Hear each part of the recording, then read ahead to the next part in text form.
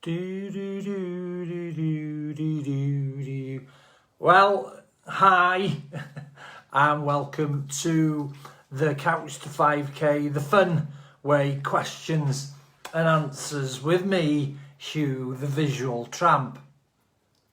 I'm growing my beard as we're having a short interlude until anybody pops up. I'm growing my beard because I'm going to do a kind of, I think they're called like a monkey tail. So that's what I'm going to do. But my hair, it's pandemic hair. There's a pandemic. There's craziness in my hair. I need to have a little bit of a haircut and a hairstyle. So questions and answers. Nobody does ask any questions. Rather than me just disappearing, I'm gonna just give you a little bit of tips. What I'm finding as well as a back to school newbie. I did day 1 of week 3 yesterday. So this will be recorded as well, just in case nobody watches it this morning. So 1, well done, even if you haven't started any of your Couch to 5K yet, and this is just a video that you're watching to build up a bit of momentum, to create action. Well done. 2, well done if you have started. Now, for everybody that has started the Couch to 5K, I hope it's going well. You're coming up to week 3 now, and you'll be finding that you'll be using your technique more rather than trying to cart your body around whenever you're not quite sure what you're doing, because you can now call yourself a runner. You are a runner. I think that's cool as well. So we're just going to talk about technique first, just to keep on reminding you. I do a walkthrough on the podcast at the checkpoint that you can listen to. All that is timed, so you don't have to worry about looking at your watch or looking at your phone. Put that on. I don't wear headphones whenever I listen to it. Just put it in my jacket side pocket, press play, and I tell me when to do the jog and when to do the walk. It's nice and simple. There's no personal trainer shouting at you, and as you can see, I'm not one of these goddesses of or gods of fitness where you feel a little bit intimidated by, which puts you off. So technique, how's it going? Basics: hands out of your pockets whenever you're running, simply because 1, health and safety. If you do fall over, you're going to headbutt the floor and knock yourself out rather than putting your hands out, because your feet are quite new to going forward at a different kind of pace than what they were whenever you've been static. So please make sure you keep your arms out. I'll talk about technique and so on as we go on, if there's no questions. 2, smile. It does help. By smiling as well, it helps bring your head up and automatically gives you a purposeful kind of posture for whenever you are doing your brisk walk, and then whenever you are, could be like a chicken, whenever you are doing your run. So whenever you're smiling, it's not just because I'm Mr. Jazz Hands. It is to make sure that you look straight. I know we can get into the habit of like looking at the floor because we're concentrating and taking part. But make sure whenever you are concentrating that you're not looking at the floor, that you are looking straight ahead. And if you notice, your hands will follow along with you. I'll talk about, there's a thing what they call, not like your things as in your hands, but there's a thing called arm carriage, and it's how you carry your arm and how efficient you become whenever you're doing it. But I'm going to explain all this slowly. Sticking with the head, move left, move right, start off with just like a car, checking your mirrors, you know, we can get a little bit stiff. So I like to do this in the brisk walk, just have a little bit of moving my head up and down, because it just does help whenever you start going on from the brisk walk. Whenever you are going forward, imagine as much as you can, you've got like a helium balloon pulling you upright. So by doing this, once again, it's a nice little imaginary visual and it helps your posture go forward. It really does help. So that was the head, a little bit about the arms. Let's go to the legs.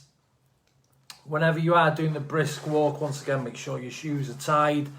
Walking forward, make sure, if you can, whenever you are doing your jog. Now, some of you might just be doing the brisk walk and then the brisk walk a bit faster is your physical ability at the moment. That's completely fine.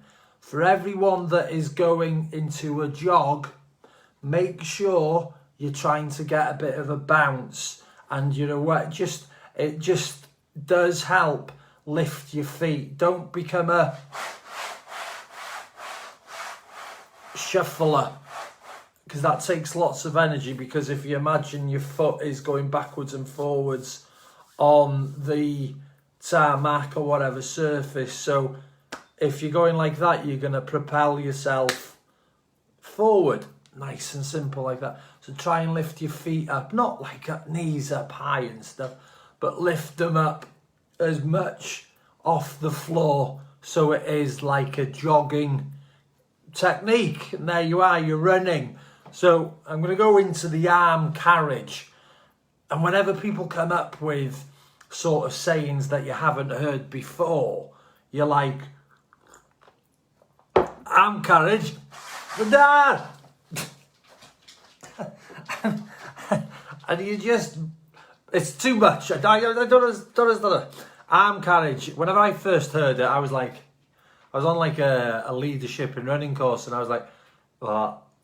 And I'd been running for about 5 years, and as soon as I said arm carriage, I just drifted. So stay in the room, you little homeschoolers. Stay in the room. Arm carriage is all about your energy and how we conserve it. If you'll see some people, whenever they're running, they'll be like this, you know, as if they're almost doing a swim. That area there, they're losing lots of energy. So try and keep it as tight, you know, not like squeezy tight, but try and keep it as tight as possible. One of the brilliant tips I heard whenever I was on a course is whenever you're running, if you try and think of your elbow being as useful as your fist. So your elbow moving backwards and then back out, backwards and then back out, backwards and then back out. Because I think whenever we think about running, we think about moving our arms forward. And it is a sort of mentality where we think, right, you know, arms forward like that. But if you're thinking as well, and it takes a lot of energy away from stuff, if you're thinking, right, I'm going to move my elbow back, arm forward, elbow back, arm forward, elbow back, arm forward, you soon get a more fluid technique whenever you are running or brisk walking.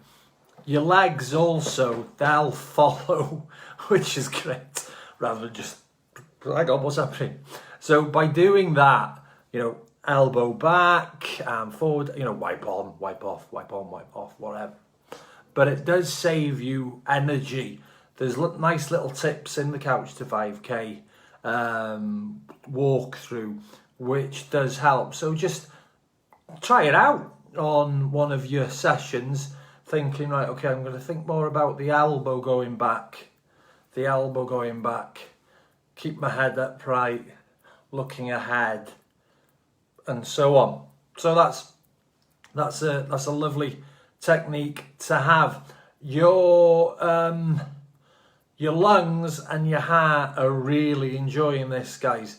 So I can't stress enough how much by being outdoors that it's doing for your heart and lungs, and also that there. So that was a little bit of the physical side of things. If you've got any questions, please just type them in. Maybe you are typing them in. Let's have a look. Rotate your phone. Okay, let's rotate that back. Okay, what? No, okay. Whoops. So where are we? Yeah.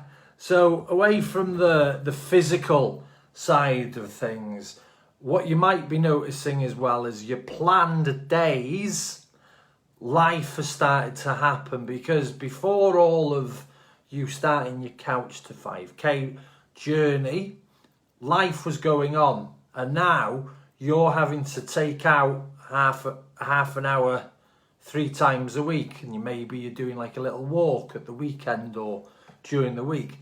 Now, life still wants that half an hour. So time management is so important, because you've got so much ownership of your Couch to 5K.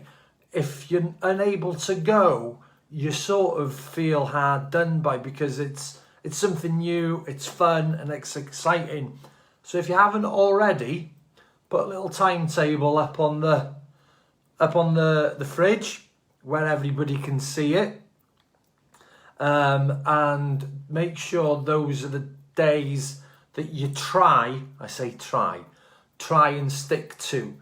Have a fallback day as well. So what happens with me, sometimes I'll have a monthly injection because of my health.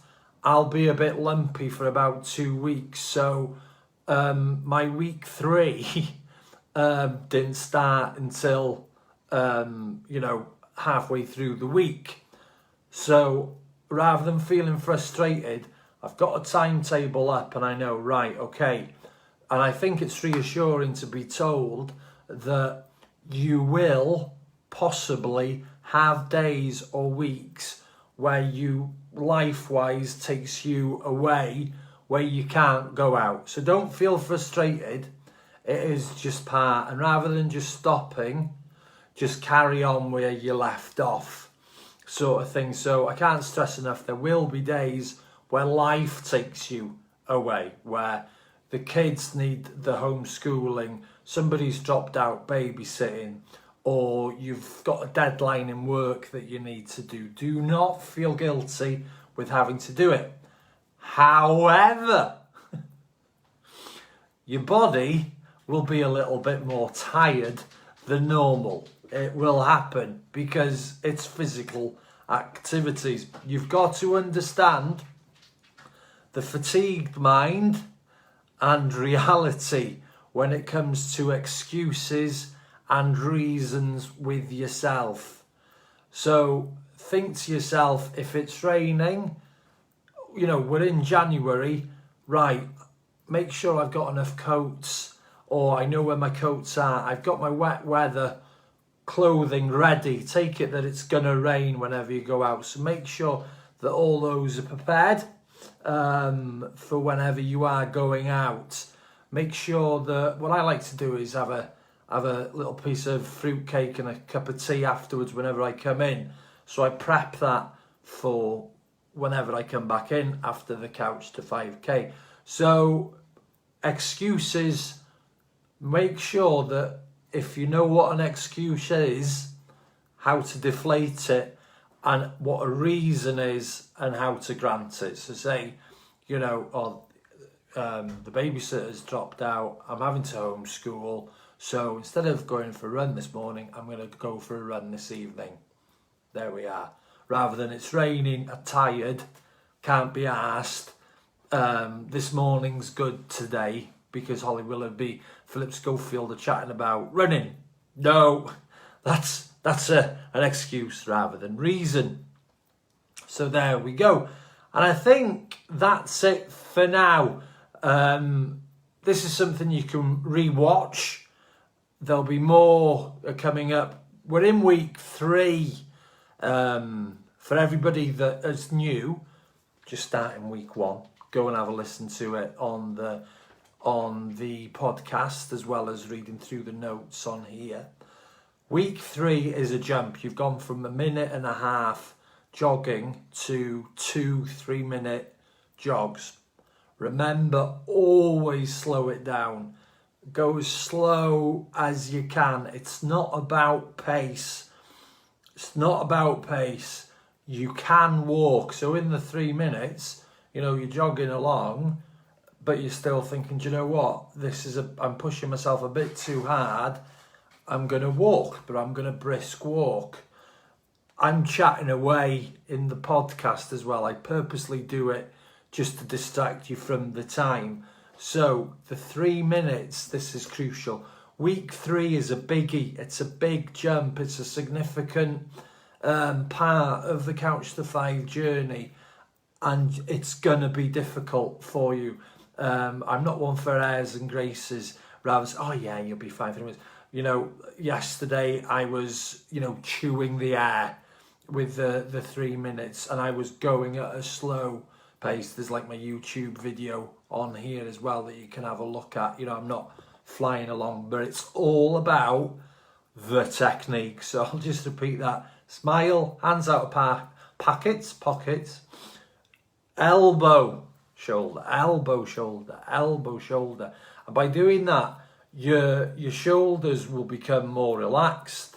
Instantly when I went with the elbow, I'm feeling, and your chest out, your head's up, and you're feeling good. And you're a runner.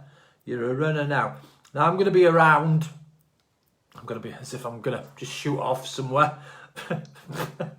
Lockdown. I'm going to be around in my living room. So if you've got any questions today or any day, whenever I first started running, I was a bit shy.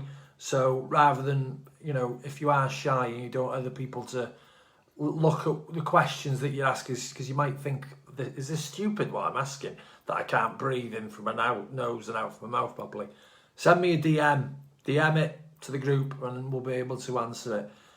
You're doing fantastically. Remember that.